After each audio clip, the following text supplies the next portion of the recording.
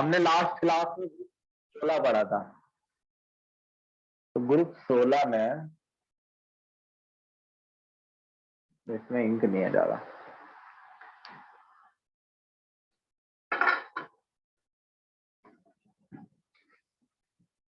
तो ग्रुप 16 में हमने फिजिकल एंड केमिकल प्रॉपर्टी पढ़ी थी।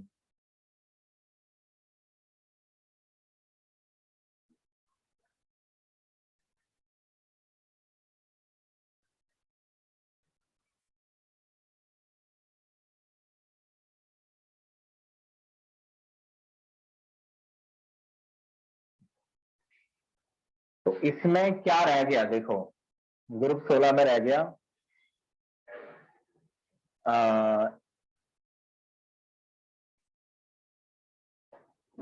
सब इंपॉर्टेंट कंपाउंड। सुनना ध्यान से, सब इंपॉर्टेंट कंपाउंड रह गया। जैसे ग्रुप 16 का एक कंपाउंड है O2, O3 पढ़ना है, SO2 पढ़ना है, H2SO4। इसमें केमिकल रिएक्शंस आएंगे, इसी टॉपिक में केमिकल रिएक्शन आते हैं। तो ये पार्ट हमने नहीं पढ़ा है, केमिकल रिएक्शन। ये मैं लिखना बताऊंगा कैसे लिखते हैं।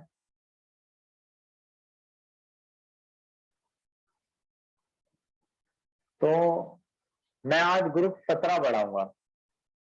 तो ग्रुप 17 में भी मैं क्या करूंगा, ध्यान देना मेरी बात पर। ग्रुप 17 में पहले मैं वही पढ़ाऊंगा, फिजिकल एंड केमिकल प्रॉपर्टी। ये आज मैं जहां तक है खत्म कर दूंगा, फिजिकल एंड केमिकल प्रॉपर्टीज। फिर लास्ट में आएगा इंपॉर्टेंट कंपाउंड। इंपॉर्टेंट कंपाउंड जो है वो हम 2 क्लासों में एक साथ पढ़ लेंगे।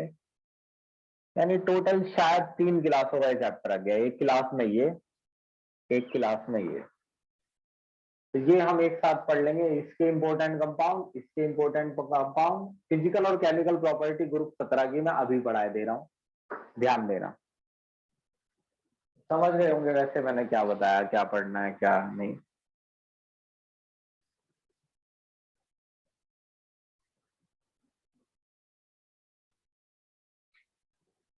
हम्म। तो देखो,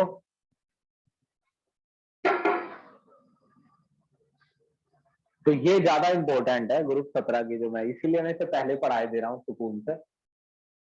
फिजिकल एंड केमिकल प्रॉपर्टीज, फिर रिएक्शन हम एक साथ लिखेंगे। टोटल 3 क्लासों में खत्म हो जाएगा। देखो जी, आराम से ही सुनना है, तेज नहीं जाना है। देखो, ग्रुप 17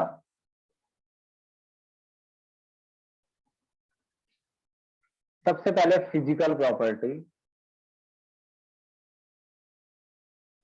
जी बहुत स्लो मोशन में सुनना, समझ में ही तब आएगा। जैसे F2 है, Cl2, Br2, I2। I2 लिख लो, वैसे तो फ्लोरीन क्लोरीन ब्रोमीन है, मगर ये डायटोमिक फॉर्म में पाए जाते हैं, तो F2Cl2 Br2 I2 लिख लो। एक एस्टेटाइन है, एस्टेटाइन की ज्यादा प्रॉपर्टी पता ही नहीं है। नॉर्मली से मेटलॉइड कहते हैं एस्टेटाइन को, मगर ये कंफर्म नहीं है, इसकी केमिस्ट्री के बारे में ज्यादा पता नहीं है कि ये मेटलॉइड है या मेटल है। तो इसके बारे में कुछ आएगा ही नहीं एस्टेटाइन के, ये रेडियो एक्टिव है। यहां से स्टार्ट करो, देखो F2 और Cl2 दोनों गैस है, पहले तो ये बात ध्यान कर लो। ब्रोमीन लिक्विड है, आयोडीन सॉलिड है। पहली चीज ये सभी नॉन मेटल है।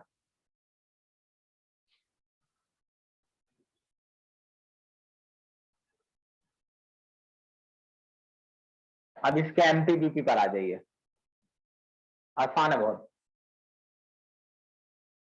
भाई एमपीबीपी का ये ऑर्डर है, F2 से ज्यादा MPBP Cl2, Cl2 से ज्यादा Br2, Br2 से ज्यादा I2। तो ये ऑर्डर इसलिए है क्योंकि इनके मॉलिक्यूल, लेट्स सपोज जो F2 है,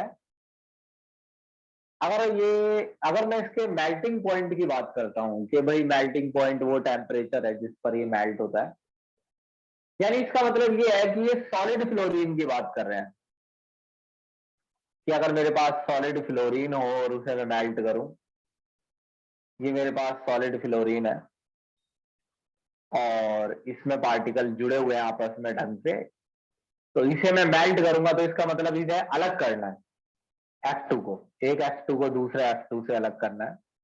तो इनके बीच अट्रैक्शन एक ही है, वंडरवॉल, क्योंकि ये न्यूट्रल मॉलिक्यूल है, न्यूट्रल नॉन पोलर, इससे कोई, इन पे कोई प्लस माइनस चार्ज नहीं है।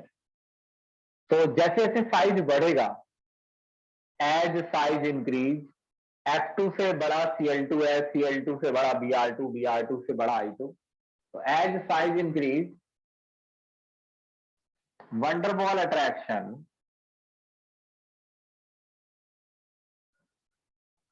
also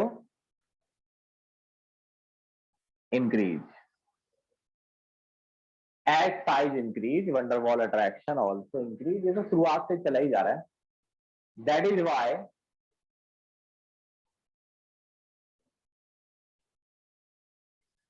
MPBP increase, इसी वजह से MPBP increase होता है। हो गया, अभी खत्म नहीं हुआ, सुनो। तो दूसरी चीज ये है, तीसरी चीज ये भी याद कर लो, ये डायरेक्ट याद करना है, F2Cl2 डिजॉल्व इन वाटर, पानी में घुल जाते हैं। वहीं Br2 एंड I2 जो है, क्या पता पूछ ले, लिखा है dissolve in sparingly soluble in water, कम घुलते हैं पानी में।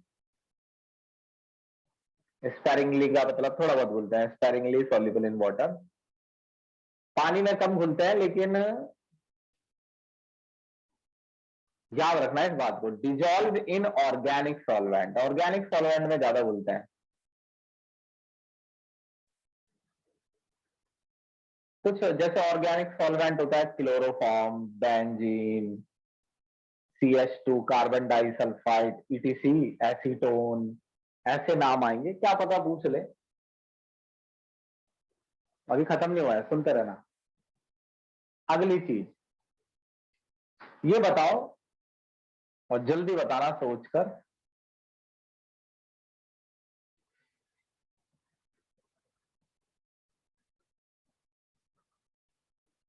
यहां से लिखो।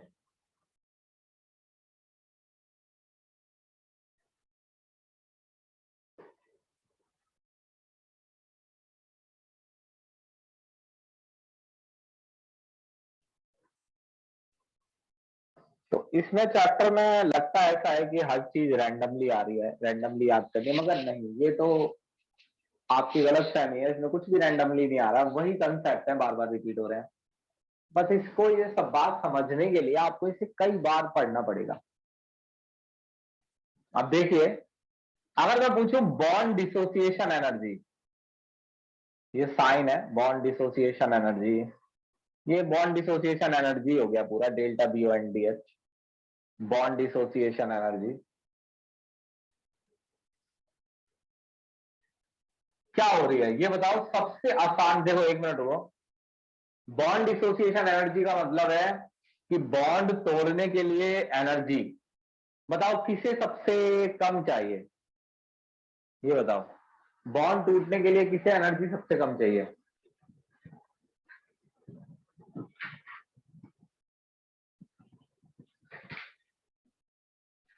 हम्म हम्म भाई आयोडीन है, आंसर बड़ा आसान है, क्योंकि आयोडीन वाले बॉन्ड लंबे हैं। आई सबसे कम एनर्जी चाहिए, आई को, लॉन्गर बॉन्ड है, बड़े बॉन्ड है, बड़े बॉन्ड जल्दी टूटते हैं। आई से ज्यादा एनर्जी चाहिए Br को, Br से ज्यादा चाहिए Cl को, और उससे ज्यादा Ff को। क्योंकि देखो ये बॉन्ड सबसे छोटे हैं, तो इन्हें तोड़ने के लिए एनर्जी ज्यादा चाहिए। ये लंबे हैं, इन्हें तोड़ने के लिए कम, मगर ऑर्डर में थोड़ा सा चेंज है। जो एक्सपेक्टेड ऑर्डर है वो तो ये है कि लंबे बॉन्ड सबसे आसानी से टूटेंगे, छोटा मुश्किल से, और छोटा मुश्किल से, सबसे छोटा और मुश्किल से। तो ये एक्सपेक्टेड ऑर्डर है, मगर रियल नहीं है। रियल में भी ज्यादा अंतर नहीं है, बस आपको क्या करना है, आई तो यही रहेगा, Br को कम एनर्जी चाहिए, और सबसे इनसे कम Ff को चाहिए, और Cl को सबसे कम। यार सही लिख रहा हूं मैं? एक मिनट सोचने दो मुझे। नहीं नहीं, ये ज्यादा लिख रहा है, कम क्यों बोल रहा हूं मैं? सबसे कम एनर्जी इसे, उससे ज्यादा इसे, छोटे बॉन्ड है। यहां आ जाओ, सबसे लंबे बॉन्ड कम एनर्जी चाहिए तोड़ने के लिए, छोटे बॉन्ड को ज्यादा एनर्जी चाहिए तोड़ने के लिए, और छोटा बॉन्ड और ज्यादा एनर्जी चाहिए तोड़ने के लिए, और छोटा बॉन्ड तो और ज्यादा एनर्जी चाहिए तोड़ने के लिए। यानी फ्लोरीन को अगर हम बॉन्ड लेंथ के हिसाब से देखें, तो बॉन्ड लेंथ फ्लोरीन की सबसे छोटी है, तो फ्लोरीन को सबसे कम एनर्जी चाहिए अलग होने के लिए, मगर ऑर्डर में थोड़ा सा चेंज है। फ्लोरीन सबसे छोटा होने के बावजूद सबसे एंड में नहीं है, यानी इसकी बॉन्ड डिसोसिएशन एनर्जी सबसे ज्यादा नहीं है। इसका एक सिंपल सा कारण है कि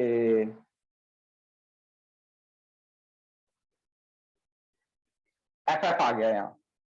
पहले तो ये देख लो कि चेंज है क्या ऑर्डर में।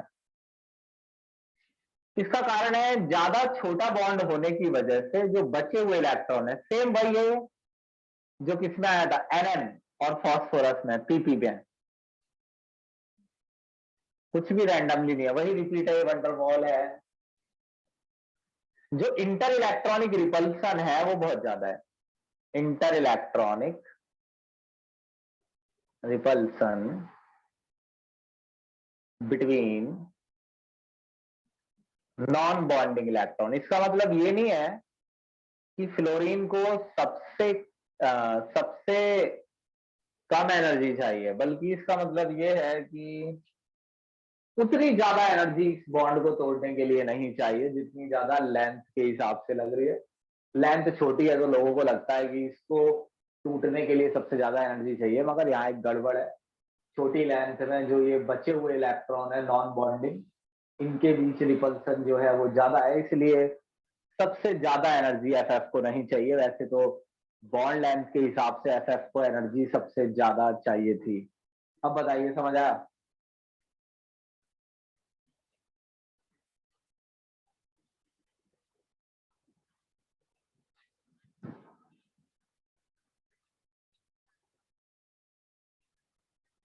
हम्म।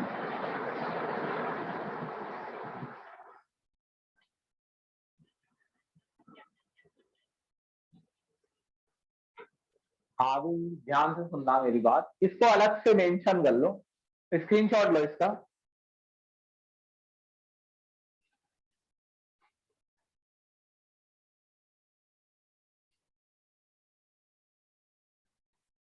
इसको अलग से मेंशन कर लो।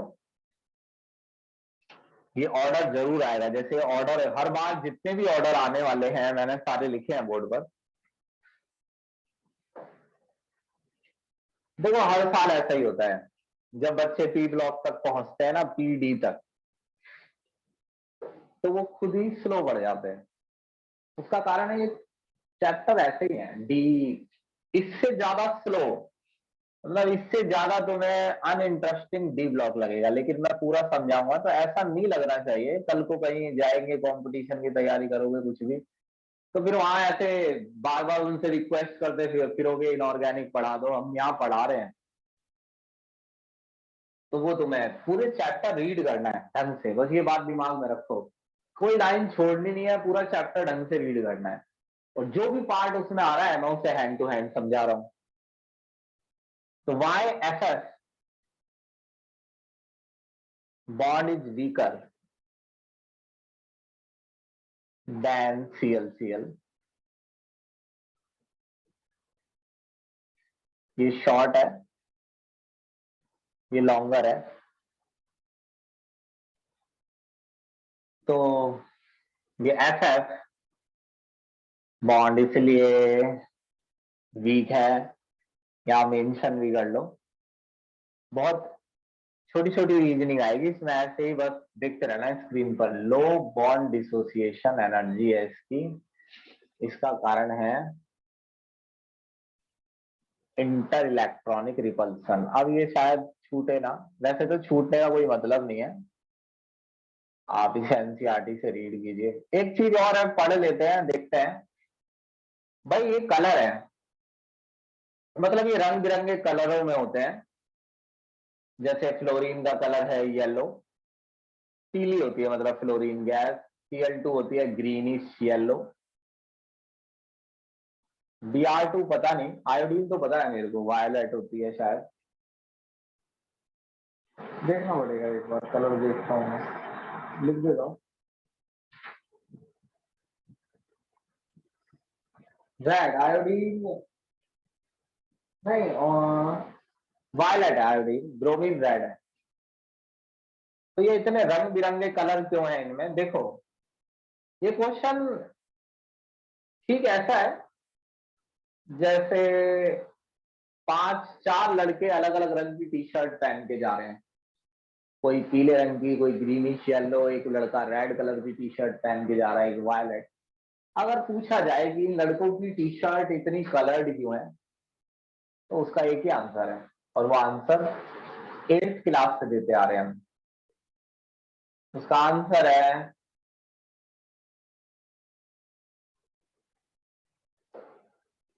देखना, आंसर की लैंग्वेज देख लेना, रेड। मान लो ये टी शर्ट रेड है, तो ये टी शर्ट रेड क्यों है? क्योंकि जब सनलाइट इस पे पड़ती है, वही आंसर है। लेकिन लैंग्वेज देखना, सनलाइट को कहते हैं विजिबल रेडिएशन या विजिबल स्पेक्ट्रम। इन 7 रंगों को कहते हैं विजिबल स्पेक्ट्रम। स्पेक्ट्रम का शब्द का मतलब होता है group of radiation, visible group of radiation, visible group of radiation. Radiation तो कई टाइप के होते हैं, UV ray, X ray, gamma ray, मगर जो विजिबल है वो ये वाले हैं, इसलिए इन्हें कहते हैं विजिबल ग्रुप ऑफ रेडिएशन। अगर ये टी शर्ट इन 7 रंगों में से violet, indigo, blue, green, yellow, orange, red, इनमें से कोई भी 1, 2 या 3 कलर एब्जॉर्ब कर लेती है, मान लो 3 ही रंग वापस गए, मान लो रेड, ऑरेंज और ग्रीन ही वापस गए, तो ये तीनों मिलकर अब व्हाइट तो नजर आएंगे नहीं। व्हाइट तो मुझे टी शर्ट तब नजर आते जब मेरी आंखों तक 7 कलर पहुंचते, लेकिन क्योंकि T shirt absorb some radiation from visible spectrum, क्योंकि टी शर्ट क्या कर रही है कि विजिबल स्पेक्ट्रम में से कुछ कलर्स को एब्जॉर्ब कर रही है। ये विजिबल स्पेक्ट्रम है, इसमें से 2 कलर या एक भी कलर अगर टी शर्ट ने एब्जॉर्ब कर लिया, 7 में से एक भी एब्जॉर्ब कर लिया, तो रिमेनिंग 6 जो है वो व्हाइट नजर तो आएंगे नहीं, फिर वो कुछ और कलर में नजर आएंगे। तो वो ऐसा है कि ये सभी सनलाइट में रेडिएशन एब्जॉर्ब कर लेते हैं विजिबल स्पेक्ट्रम में से, and there electron get excited. और रेडिएशन एब्जॉर्ब करने से क्या होता है, रेडिएशन कौन एब्जॉर्ब करता है? अगर मैं रेडिएशन एब्जॉर्ब कर रहा हूं तो मेरे शरीर में रेडिएशन कौन एब्जॉर्ब कर रहा है? इलेक्ट्रॉन। तो इनके इलेक्ट्रॉन, टी शर्ट के अंदर इलेक्ट्रॉन रेडिएशन एब्जॉर्ब कर रहे हैं, तो इनमें भी कौन एब्जॉर्ब कर रहा होगा? इलेक्ट्रॉन। इलेक्ट्रॉन रेडिएशन एब्जॉर्ब करके, लाइट एब्जॉर्ब करके कहां जाते हैं? ऊपर जंप कर जाते हैं हायर लेवल पर, टू हायर लेवल। ये लाइन समझा रहा हूं, कहने का मतलब ये लाइन क्यों लिखी है, जब वो कह रहे हैं कि ये कलर्ड है तो कलर्ड में ये लाइन क्यों लिखी है। अब बताओ ये आया समझ? फिर आगे चलेंगे। फिजिकल प्रॉपर्टी खत्म है, ऑक्सीडेशन स्टेट पढ़ना है, लंबा भी लग सकता है टॉपिक। लंबा है वो टॉपिक। तो ये नहीं सोचना है क्लास कब खत्म होगी, चल भी सकते बस से आगे।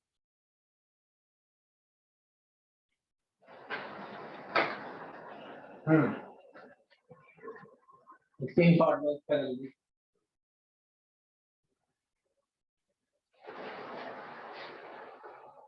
अब ऑक्सीडेशन स्टेट देखना, जैसे मैं समझाता हूं उसमें कमियां नहीं निकालनी है, वो कमियां निकालने के लिए है ही नहीं, ऑलरेडी वो बहुत इजी और बहुत कंप्लीट होता है। उसमें आप अगर कुछ भी हेर फेर करेंगे तो नुकसान आपका है। मैं आपको ये समझा रहा हूँ कि इस तरीके से ऑक्सीडेशन स्टेट को समझना है। Chlorine, chlorine, bromine, iodine. हाँ भाई, ब्रोमीन से इनर्ट पेयर इफेक्ट लगना स्टार्ट हो जाता है थोड़ा बहुत। इससे पहले इनर्ट पेयर इफेक्ट आया था पिछले ग्रुप में, ऑक्सीजन, सल्फर, सिलेनियम में। उससे पहले आया था नाइट्रोजन, फॉस्फोरस, आर्सेनिक में। तो ये भी तो उन्हीं का भाई है, ब्रोमीन। अब ये, हाँ सुनो मेरी बात, सुनना ध्यान से। अगर तुम्हें ज्यादातर ऑक्सीडेशन स्टेट समझनी है तो वो ब्रोमीन समझा देगी, फ्लोरीन तो वैसे भी नहीं समझा पाएगी, ये चार से ज्यादा बॉन्ड नहीं बना सकती है। क्लोरीन सेकंड पीरियड में आती है, सेकंड पीरियड के एलिमेंट्स में चार से ज्यादा ऑर्बिटल नहीं होती है, कितनी बार बोलूं। ब्रोमीन समझाएगा तुम्हें सारी स्टेट। सबसे पहले ना B R F H B R समझ लो, सिंगल बॉन्ड, एक ही बॉन्ड बनाया।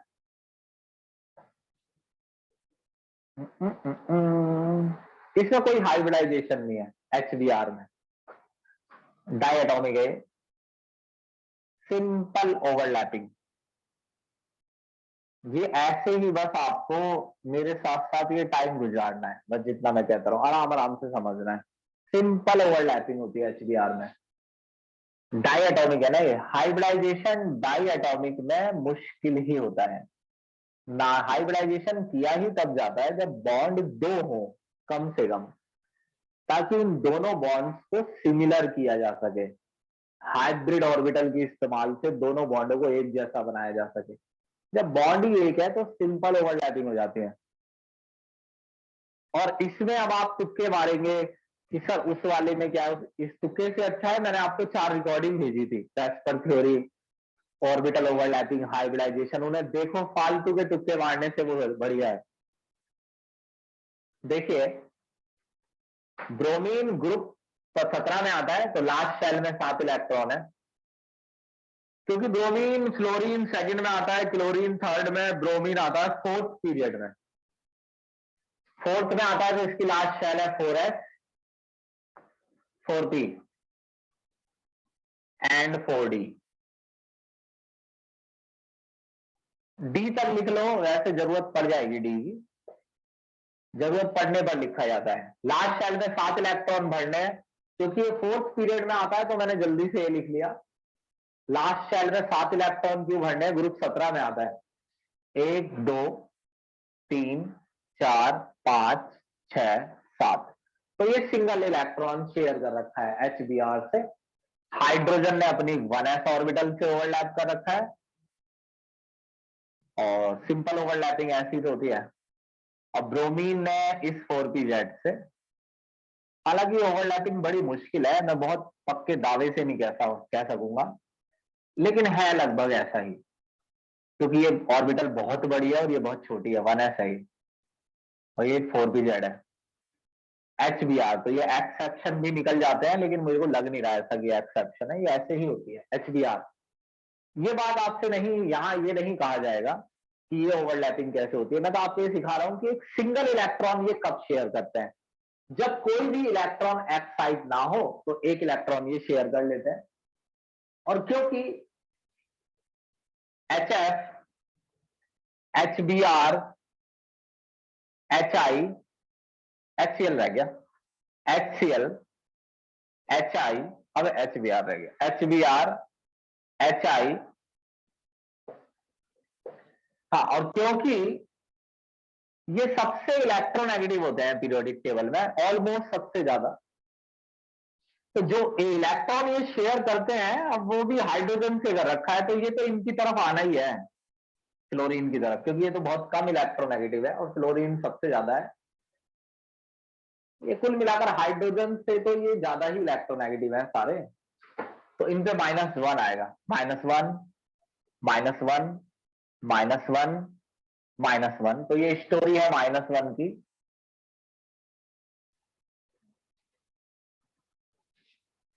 ओ -1, अब आगे चलेंगे, पहले -1 का स्क्रीनशॉट ले लो।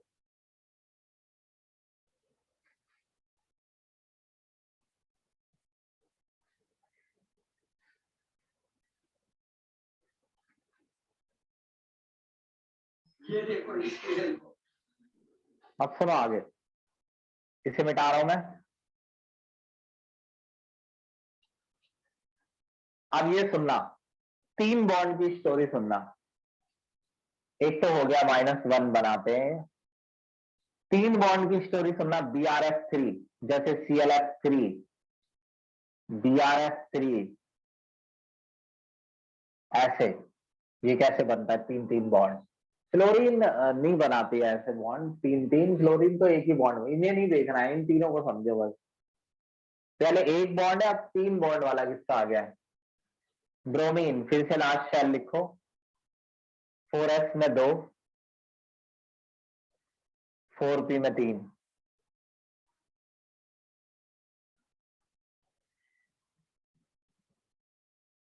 4d।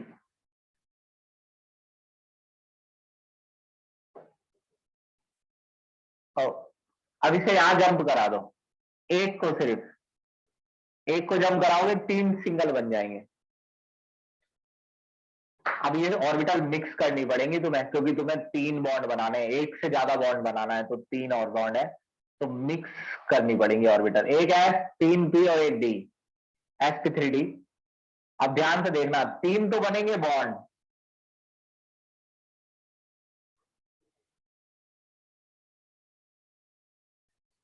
2 बनेंगे लोन पेयर। लोन पेयर कहां रखना है? इक्वेटोरियल पर। जितनी बार आ रहा है उतनी बार बता रहा हूं मैं, लोन पेयर कहां रखना है? इक्वेटोरियल पर। हाइब्रिडाइजेशन है sp3d +5, ऑक्सीडेशन स्टेट है। ओ +3, 3 ही तो शेयर किया है ना, तीनों भाग गए इधर, इधर फ्लोरीन से शेयर किए हुए हैं। sp3d शेप है ये टी शेप, अरेंजमेंट है ट्राइगोनल बाइपिरामिडल, ये सब कुछ याद करना है। तो ये +3 की स्टोरी है, नॉर्मली नॉर्मल ऑक्सीडेशन स्टेट है ये इनकी। -1 बनाते हैं, आपको भी ऐसे ही याद करना है, जैसे BrF3 याद करना है, उसके बाद ClF3, आपको समझ में आ जाएगा यहाँ क्या हो रहा है। तो एक तो ये -3 बनाते हैं और एक +3, स्क्रीनशॉट लो इसका। ट्राइगोनल बाइपिरामिडल जब भी अरेंजमेंट आता है तो लोन पेयर इक्वेटोरियल पर होता है। अब आज ये मत कहने लगना इक्वेटोरियल क्या होता है, घूम फिर के वहीं मत आ जाना।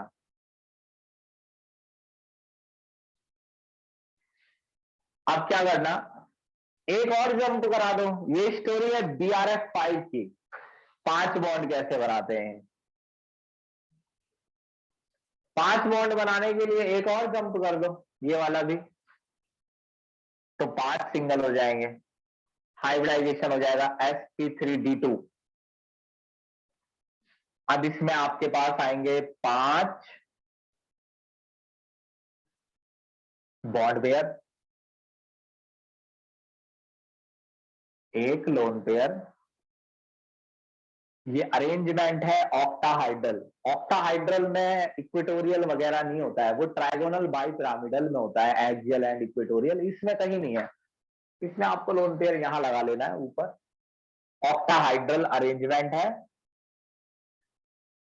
मगर ऑक्टाहाइड्रल शेप नहीं है। शेप कब होती है? जब सारे बॉन्ड पेयर होते हैं, तो ऑक्टाहाइड्रल अरेंजमेंट है। शेप है स्क्वायर, नीचे से पिरामिड बन जाएगा, स्क्वायर पिरामिडल।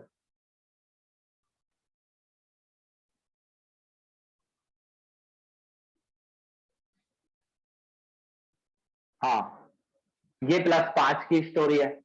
क्लोरीन से ही बनाते हैं ये इतने बड़े बड़े बॉन्ड, इतने सारे एक्साइटेशन। +5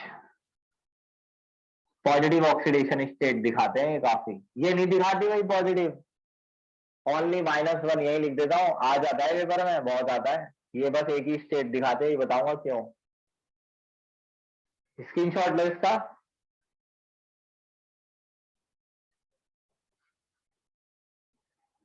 ये 7 बॉन्ड भी बना लेते हैं भाई, जरूरी नहीं है कि सारे 7 बनाते हैं, ये समझो। मैं ये नहीं कह रहा सब +3 बनाते हैं, सब +5 बनाते हैं। ये अधिकतर है कि इनमें से अधिकतर लोग +3 बनाते हैं, +5। अब +7 आयोडीन बनाता है, लेकिन लिखते हो हम इन्हीं के ऊपर लिख देंगे आई +7। इसका मतलब ये हो गया कि ये +7 वाले हैं। अब सुनो कि ये +7 इनके लिए भी आ गया, ये +7। हालांकि +7 सिर्फ आयोडीन बनाता है, 7 सराउंडिंग एटम होने चाहिए ना। आयोडीन ही इतना बड़ा है कि 7 सराउंडिंग एटम अरेंज कर ले। IF7 ये समझो। तो मैंने 3 वाला बता दिया है, 5 वाला और 7 वाला आ गया। आयोडीन ग्रुप 17 में आता है, लास्ट शेल में 7 इलेक्ट्रॉन है, और ये 5th पीरियड में आता है। लिख लो फटाफट 5P, 5D तक की जरूरत पड़ सकती है। 7 इलेक्ट्रॉन है, 5s में 2, 5P में 3, 4, 5।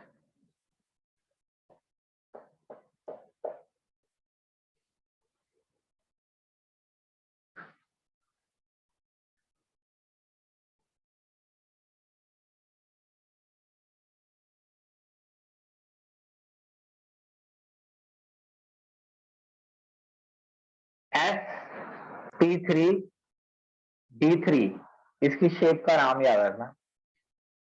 7 बॉन्ड, ये +7 की स्टोरी है। फ्लोरीन 7 इलेक्ट्रॉन अपनी तरफ ले जाएगी, 7 बॉन्ड। 5वां बॉन्ड कहां है? यहाँ है, ये यही है, इन्हीं के साथ है ये 5 एक साथ है। ये है पेंटागोनल, ये पेंटागोनल बनता है। एक पिरामिड ऊपर बनेगा, एक पिरामिड नीचे। अरे याद करना है direct, pentagonal bi pyramidal. 7 bond pair हो तो पेंटागोनल बाई पिरामिडल होती है, याद रखना। ये +7 की स्टोरी है। तो ये तुम्हारे समझ में आ गई होगी कि +3 कब बनाते हैं। इसमें ये चक्कर नहीं है कि क्या घटेगा क्या बढ़ेगा, बस ऐसी है -3 +1। इसमें कुछ और समझना है, वो समझना। स्क्रीनशॉट लो, बस ये याद रखना है कि ये स्टेट बनाते हैं। और जब ये स्टेट बनाते हैं +3 में क्या हाइब्रिडाइजेशन है, क्या शेप है। एग्जाम्पल याद रखना, +3 का BrF3ClF3, +5 का BrF5, +7 का IF7, ऐसे। अब देखिए एक क्वेश्चन आता है, ज्यादा नहीं रह गया है वैसे, देखते रहो, सुनते रहो ऐसे ही ध्यान से। Why fluorine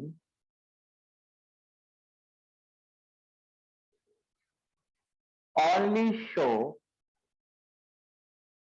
-1 oxidation state. ये एक ही स्टेट क्यों दिखाती है, ये समझना है। दूसरा सवाल, why fluorine form only 1 oxo acid. अरे ऑक्सो एसिड अभी तो तुम नहीं जानते हो, अभी आएगा ऑक्सो एसिड, अभी तो तुम डायरेक्ट याद कर लेना। फ्लोरीन एक ही एसिड बनाता है, HOF। HOF, ये दोनों सेम ही क्वेश्चन है। और ये क्या आंसर है इसका, पहले तुम ये समझो -1 ही क्यों बना रहा है ये। फ्लोरीन 7 इलेक्ट्रॉन लास्ट शेल में, कौन से पीरियड में? सेकंड। सेकंड में एक 2s होता है और एक 2p। 7 इलेक्ट्रॉन है, 1 2 3 4 5 6 7। 2s में 2, 2p में 2, 2p में 2, 2p में 1। भाई ये तो जाहिर है कि ये एक ही बॉन्ड बना पाएगी, क्योंकि जंप करने के लिए कोई जगह नहीं है। यानी इस पे डी ऑर्बिटल नहीं है, जो ये इलेक्ट्रॉन को जंप करके सिंगल कर ले और एक से ज्यादा बॉन्ड बना ले, एक ही सिंगल है एक ही बॉन्ड बना पाएगी। अब्सेंस ऑफ डी ऑर्बिटल, सुनना ध्यान से। तो क्योंकि इसमें डी ऑर्बिटल नहीं है, तो ये एक ही बॉन्ड बना पाती है। मान लो ये बॉन्ड इसने एच से बनाया, यानी एक ही इलेक्ट्रॉन शेयर कर पाएगी, 2p जेड ऑर्बिटल से ही ओवरलैप कर पाती है। अगर ये एक सिंगल बॉन्ड किसी से भी बनाती है, तो सबसे ज्यादा इलेक्ट्रोनेगेटिव तो यही है, तो हमेशा इलेक्ट्रॉन इसी की तरफ आएगा और हमेशा ये -1 ही शो करेगी, यानी हमेशा ये एक ही बॉन्ड बनाएगी। और वो एक बॉन्ड ये किसी से भी बनाएगी, ये उससे ज्यादा ही इलेक्ट्रोनेगेटिव होगी, क्योंकि फ्लोरीन ही सबसे ज्यादा इलेक्ट्रोनेगेटिव है। तो ये एक ही बॉन्ड बनाएगी और एक बॉन्ड में यही सबसे ज्यादा इलेक्ट्रोनेगेटिव होगी, तो ये हमेशा -1 ही अटेन करेगी। अब एक HOF बनाने का क्या मतलब है? अरे ये सिंपल सा मतलब ये है कि कोई भी दूसरा ऑक्सो एसिड अगर फ्लोरीन बनाना चाहे, लेट्स इमेजिन कि कोई दूसरा भी ऑक्सो एसिड है, तुम्हें नहीं पता है ऑक्सो एसिड, लेकिन इसमें कुछ ऐसा नहीं है, मान लो इसके अलावा कोई दूसरा ऑक्सो एसिड फ्लोरीन बनाना चाहे, तो उसमें फ्लोरीन को एक से ज्यादा बॉन्ड बनाने पड़ेंगे। अगर फ्लोरीन एक ही बॉन्ड बना सकती है तो फिर यही पॉसिबल है, बस HOF। कोई भी दूसरा ऑक्सो एसिड, उसमें इस एक से ज्यादा बॉन्ड नजर आएगा। आया समझ? ही बताओ जल्दी।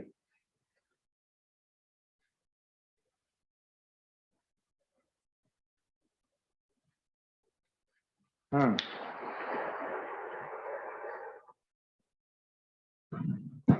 ठीक है। चलो जी, अब एक कठिन बात है, समझना इस बात को, मतलब कठिन हो तो हो, लेकिन समझ लेना है। पहले मैं एक वैल्यू देखूं, बस थोड़ा सा ऐसे ही धैर्य रखना है, कितनी देर की बात है, 15 मिनट में मैं समझ लो, कर दूंगा इसका काम। तो ज्यादा बोर नहीं होना है, कहने का मतलब ये है ना, ये चैप्टर ऐसा ही है, और इसे जरा मन से समझ लो। अब जरा यहाँ आ जाओ कि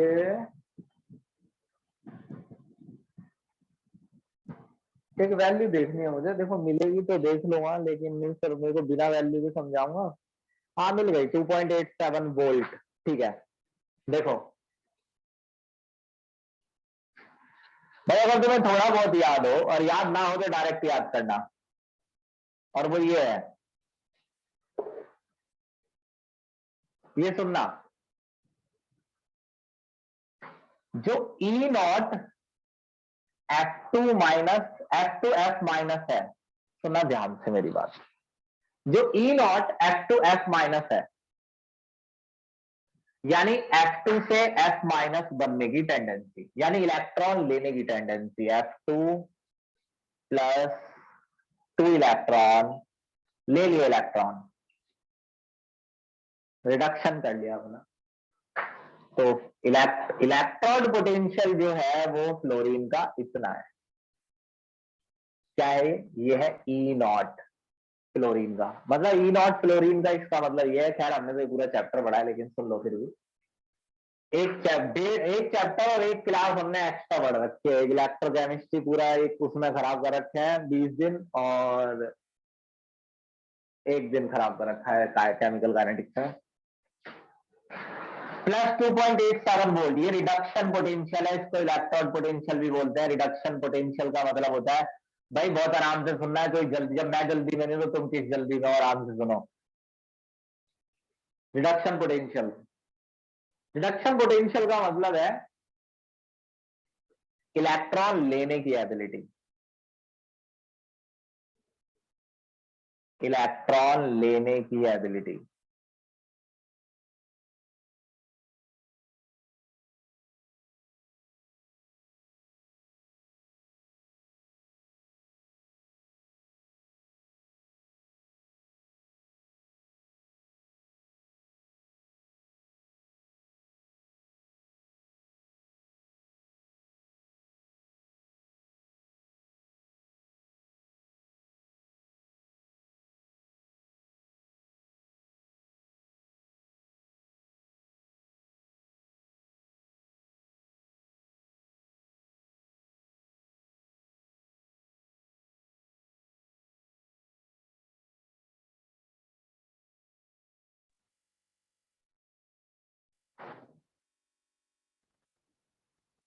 अब सुनो,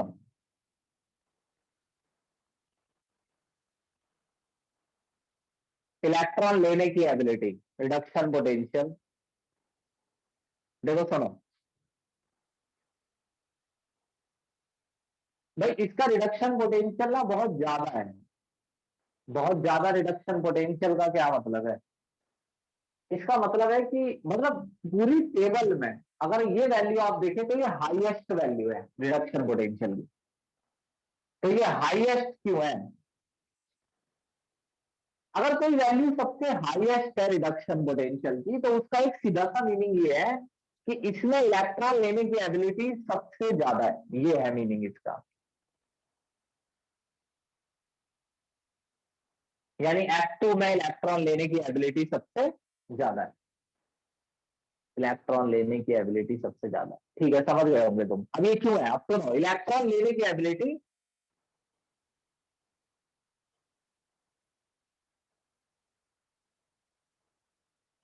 पानी में नापी जाती है, इन वाटर, या कह दो इन सॉल्यूशन। इस बात पे ध्यान दो, पढ़ के आपके समझ नहीं आएगा, बहुत डिटेल में प्यार से समझा रहा हूं। इलेक्ट्रॉन लेने की एबिलिटी इन वाटर या सॉल्यूशन में नापी जाती है।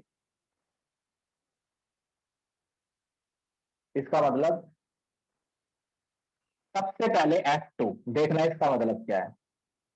इलेक्ट्रॉन लेगा ये, तो कैसे लेगा? सबसे पहले F2 बदलेगा F में। F मतलब मॉलिक्यूल बदलेगा एटम में। हम्म? भाई एटम इलेक्ट्रॉन लेगा, मॉलिक्यूल नहीं लेता है। मॉलिक्यूल अगर इलेक्ट्रॉन लेने वाला है, अगर आप फ्लोरीन को इलेक्ट्रॉन देंगे तो वो मॉलिक्यूलर फॉर्म से एटॉमिक फॉर्म में बदल जाएगा, यानी F2 अलग हो जाएगा। अब आप अगर इसे बैलेंस रखना चाहते हैं, वैसे बैलेंस का ये F2 है, 2F लिख लो। 2F का मतलब दो एटम में टूट गया। इसका मतलब है bond dissociation enthalpy, FF। FF bond को टूटने के लिए जो एनर्जी चाहिए। अब ये जो है ना, ये एनर्जी रिक्वायर है। याद रखो कि अगर किसी चीज में एनर्जी रिक्वायर होती है ना, तो ये प्रोसेस मुश्किल होता है। ये पॉजिटिव है, पॉजिटिव एनर्जी, एनर्जी रिक्वायर। लेकिन एक चीज और याद रखो, अभी अभी मैंने पढ़ाया था कि एफएफ बॉन्ड डिसोसिएशन एनर्जी बहुत ज्यादा नहीं होती है। हालांकि ये बॉन्ड छोटा है, मगर फिर भी ये बॉन्ड डिसोसिएशन एनर्जी ज्यादा नहीं है। यानी कि लो एनर्जी रिक्वायर है, बहुत इंपॉर्टेंट है ये। दूसरी भाषा में लो delta B O N D H naught की रिक्वायरमेंट है। लो है क्योंकि इसमें रिपल्सन था यहाँ पे, यानी एनर्जी रिक्वायर है वो ज्यादा नहीं है। अब ये एफ से बदलेगी एफ माइनस में, तो ये हो जाएगा इलेक्ट्रोगेन एंथैल्पी। इलेक्ट्रॉन ले ली, अब ये है नेगेटिव, ये एनर्जी रिलीज है।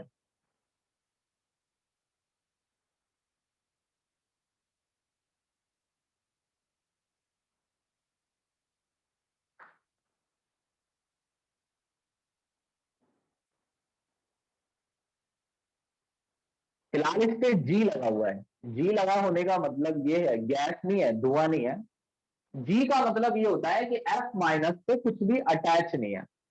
जी का मतलब गैस, जैसे मैंने लिखा CO2 जी, तो CO2 जी का मतलब होता है CO2 के मॉलिक्यूल अलग हैं, सेपरेट है, तो F-G। लेकिन क्योंकि ये प्रोसेस पानी में चल रहा है, तो अगर ये प्रोसेस पानी में चलेगा तो ये G से एक Q हो जाएगा। यानी कि जैसे ही F- में बदलेगा, पानी के मॉलिक्यूल इसे चारों तरफ से घेर लेंगे, H+ की तरफ से।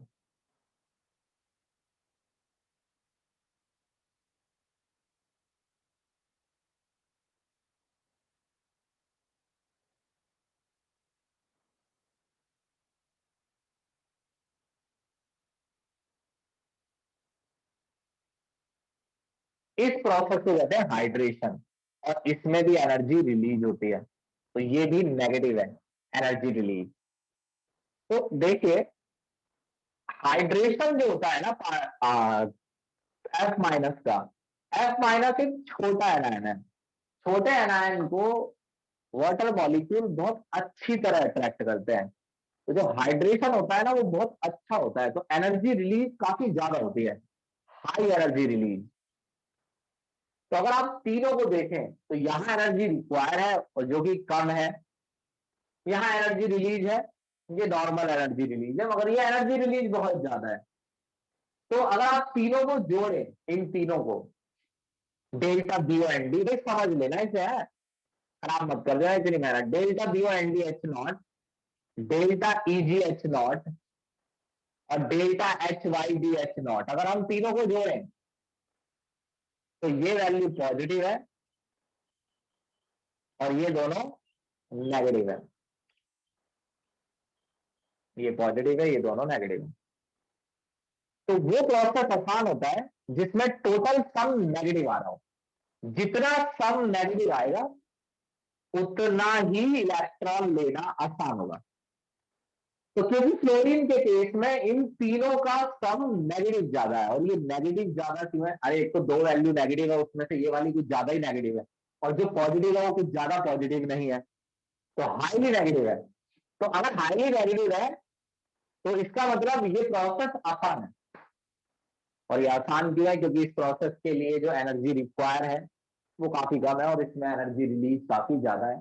तो फ्लोरीन काफी आसानी से इलेक्ट्रॉन ले लेती है, और जो इलेक्ट्रॉन लेता है उसका रिडक्शन हो जाता है, और जिसका रिडक्शन होता है वो ऑक्सीडाइजिंग एजेंट होता है। सही बताऊं तो मेरे पेट में हो गया दर्द बोलने से। वो ऑक्सीडाइजिंग एजेंट होता है और ये काफी स्ट्रॉन्ग ऑक्सीडाइजिंग एजेंट है। ये समझ आया तो बताओ, बस ये आखिरी है, फिर देखेंगे कल भाई।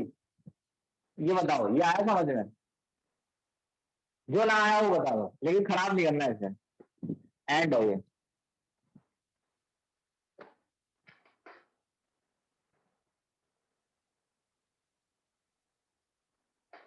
ये बहुत इंपॉर्टेंट क्वेश्चन है, ध्यान रखना।